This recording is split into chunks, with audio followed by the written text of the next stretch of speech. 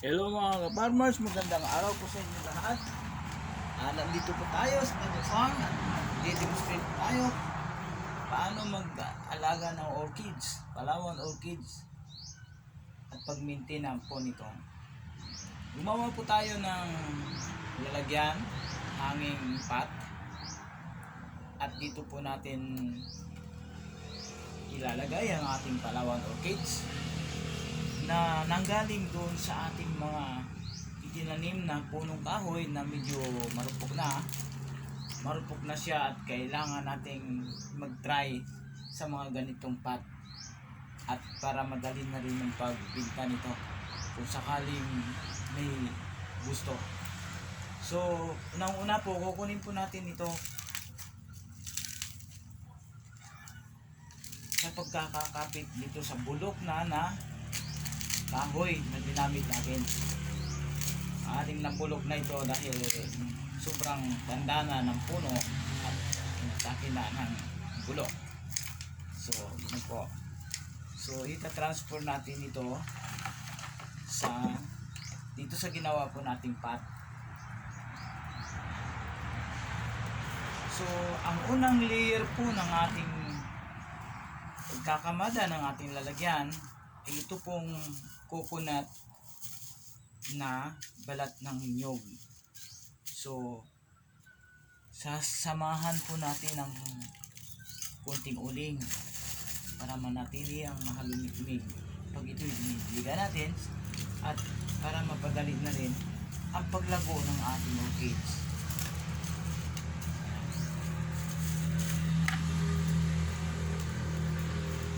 Hindi po masyadong malalim ang pagkakalagay po natin sa ating pot.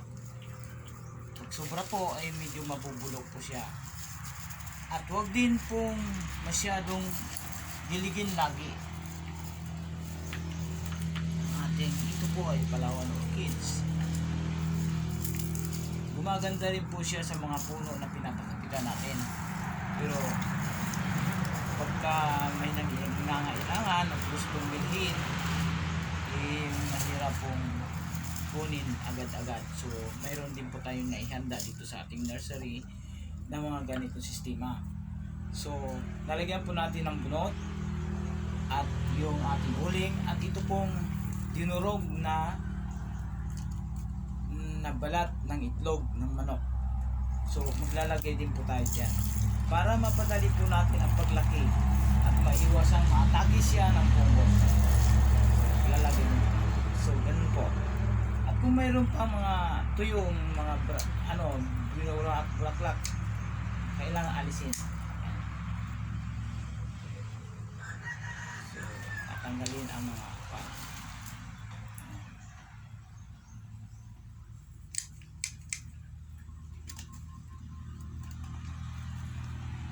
tapos po nito, pwede na po natin dalhin doon sa ating orchidarium o sa mga puno na pinapag-arrange natin doon.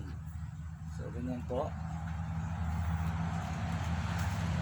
And then ito po naman, ito yung mga nauna, mga dati pa, para sa pag-maintain po natin ay kailangan na consume na niya o nagamit na niya yung mga bunot at itlog na pinalalagay natin, pati uling. So kailangan nating i-rearrange muli yung ating bunot at yung uling, at maglalagay din po uli ng balat ng itlog na dinurog.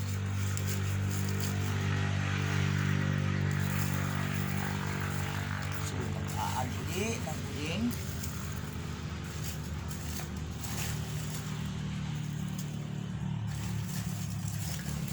Pag naandoon na po sa pile sa ating arrange, sa nilalagyan po natin ng ating orchidarium, ay pwede na po natin itong i-maintain monthly, twice a month, ang pag-spray po ng ating foliar fertilizer para mapadali po ang paglago ng inyong mga orchids. So yan po mga ka-farmers.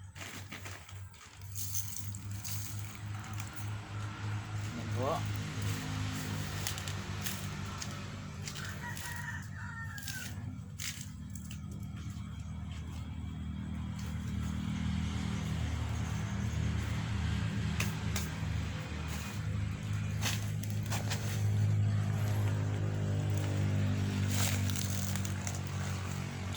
po sila.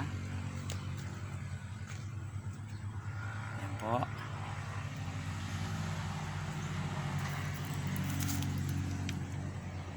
Yan. Ang ating Palawan orchids. So wala po silang bulaklak sa ngayon. Pag mayroon na po, ipapakita po namin sa inyo ang kagandahan ng ating Palawan orchids. So mga ka-farmers, yan na lang po muna at magandang araw po sa inyo lahat. Share, follow, like sa inyo po lahat. Maraming salamat po.